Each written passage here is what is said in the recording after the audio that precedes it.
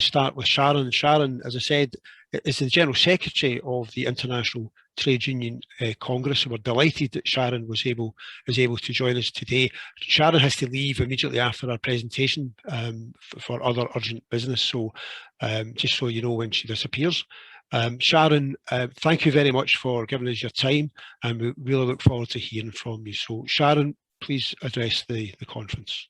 Thank you very much, Stephen, and I apologise up front. The world, as you know, is in a terrible situation right now with everything from Afghanistan to Myanmar to just crisis on a daily basis. And this morning, our president of the Korean affiliate had his house raided and he's been detained. So life is throwing us many challenges, but this is amongst the most critical. So first of all, let me congratulate all of you.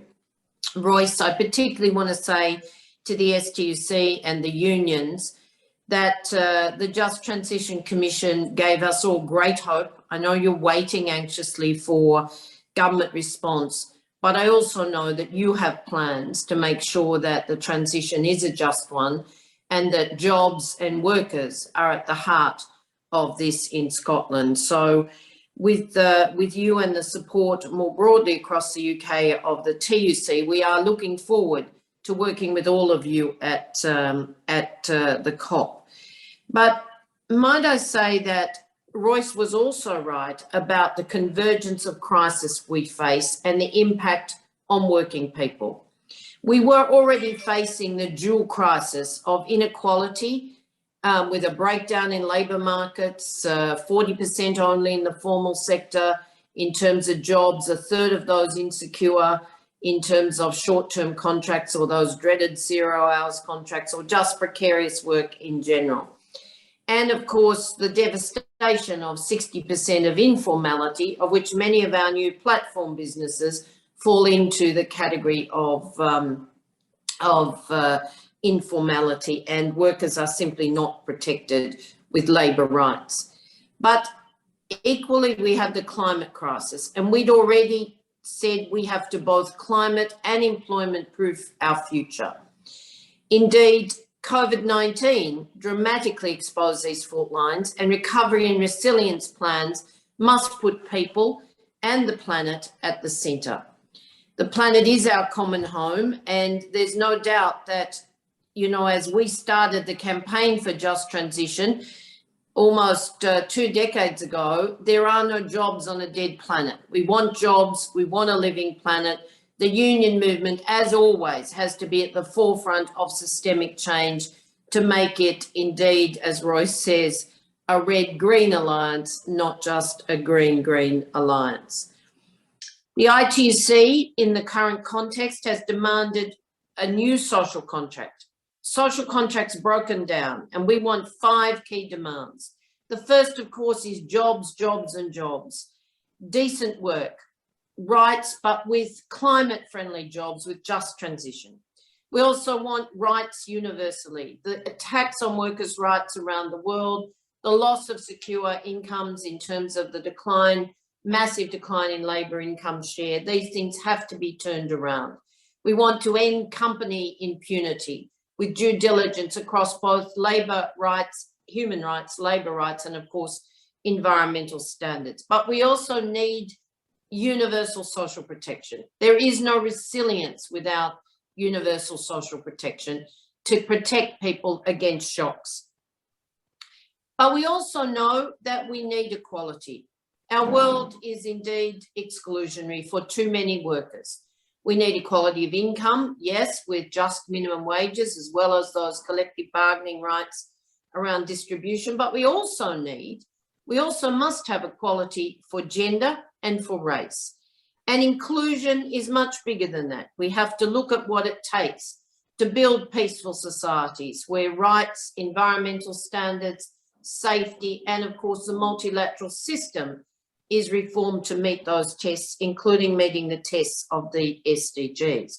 But in short, if we're to achieve this and meet the test of climate, those climate-friendly jobs, all sectors must transition. Workers and their unions must be at the table and sit at the heart of major transition decisions. Other technologies and practice are vital, but energy is at the core of this transition. We know we can do an enormous amount in cities, for example. We know we can do an enormous amount in industrial sectors, and they all must play their role with unions at the forefront. But indeed, energy is the core. If we need to actually reach net zero by 2050, because it's the only path to our survival, and more than 50% of that has to be achieved by 2030, then energy companies in particular have to be at the forefront of transition, and they've been laggards. It's been quite shocking to us. We argue don't divest, put pressure on companies to transition, put workers at the heart of the social dialogue that will make that possible, but in fact they have lagged behind, hoping that business as usual would somehow be part of the solution. Well, I can tell you that there is some movement, finally. I'll focus on European companies just to give you some examples, because I know Sean is going to talk to you later, and I'm sure he'll pick up a picture around US and other areas. But if you look at where the EU majors are actually shifting, then you're starting to see them pull capex from exploration and put it into low emissions assets, especially renewables. And there are jobs in renewables. We have to make them decent jobs. But for every 10 jobs in renewables, there's 5 to 10 jobs in supply chains. And if they're decent jobs with good wages, then you're talking 30 to 35 jobs in the broader economy. So this works for us if we get it right. All European majors have committed to net zero emissions by 2050 and medium-term targets. Equinor, for example, has said by 2030 they'll have 50% of capex on renewables, hydrogen and CCS. They will cut back on traditional exploration.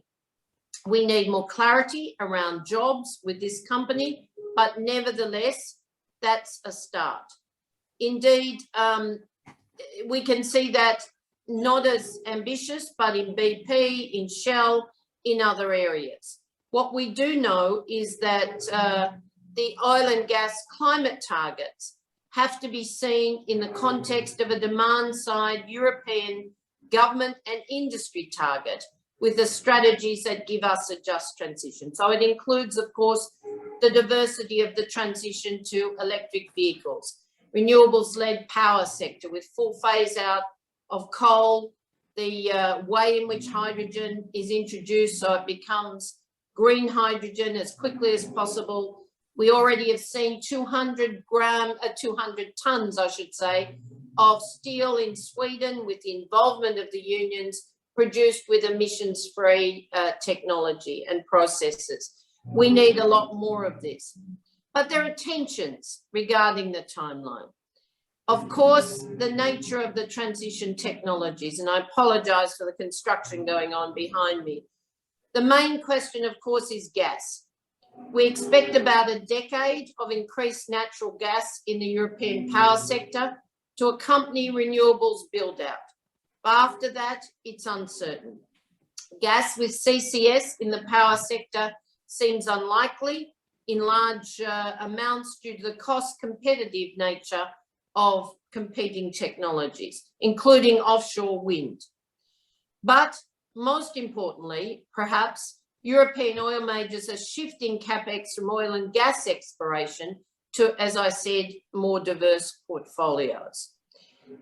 Equinor at the moment is the only company with a commercial investment in CCS. You hear enormous hype about how this is going to save the major fossil fuel companies, that they have to do a bit, but in fact, they'll get through on transition technologies.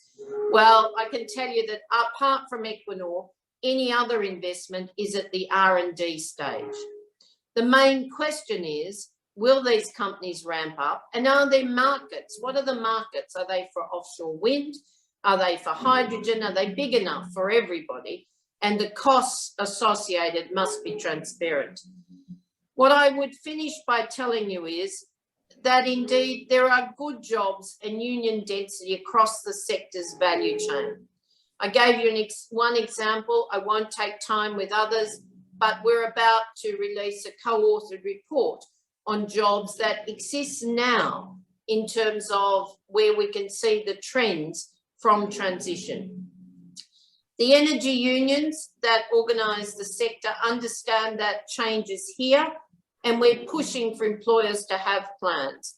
We have indeed just transition roundtables across Europe and more globally, and we are working with them at the moment so that, if possible, we can get a commitment to those just transition principles around, from the sector, around jobs, around skills, around redeployment support and income where it's vital.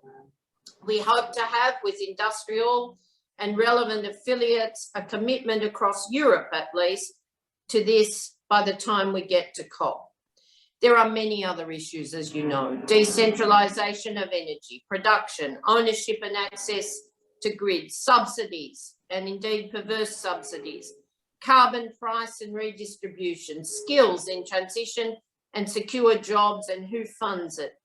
These is just to list a few.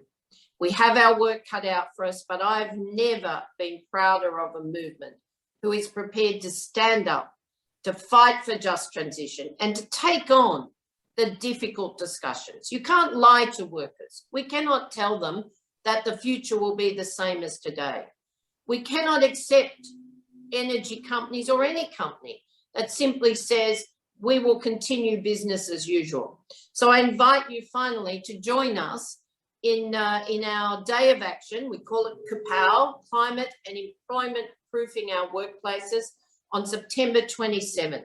Demand the employers talk to you. Sit together and look at what the plan is to climate and employment proof our workplaces. We have a major role to secure both a future for our people, the new social contract I talked about, but also to secure a living planet on which we can build those jobs and guarantee decent work. Thank you very much. And again, I absolutely apologise. Thank you, Sharon. That was terrific. Thank you very much. And please, if you're speaking to our comrades in Korea today, please pass on our solidarity with them and the individual who's had his house raided, and make sure the message from Scotland is that we stand alongside them in that. So thank you very much, Sharon. I know